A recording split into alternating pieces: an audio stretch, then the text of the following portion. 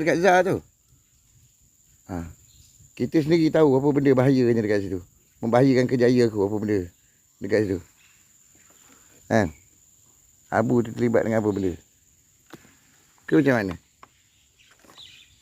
Ke nak kebang? Aku kena getah. Ni Saharudin aku tak ada ni. Saharudin ni tak pernah tak balik dalam grup ni. Ni tak ada.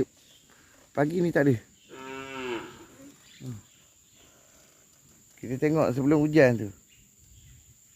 Selepas operasi yang dilakukan oleh PUN dengan grup-grup dia ni, yang masuk ke dalam kawasan ni dengan geng-geng apa benda?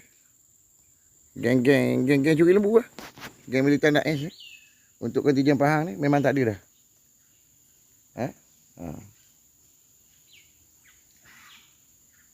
Memang dia kena curi benda tu. Dia memang agenda memang dia curi ni.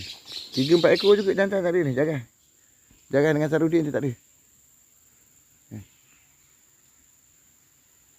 Kan?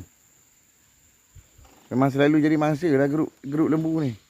Untuk kontijen Pahang, untuk rakyat Malaysia tahu lah. Dia ada sentimen dia dekat kedai tu, dia ada cerita dia. Ini semua kepek perut ni pasal kena kejar ni dalam masa 4-5 hari ni. Daripada hujan lebat apa benda gitu, kita tak masuk kandang 3-4 hari tu. Memang ada kejar-mengejar ni aktiviti dia orang ni. Yang telinga rabik ni. Saharudin ni.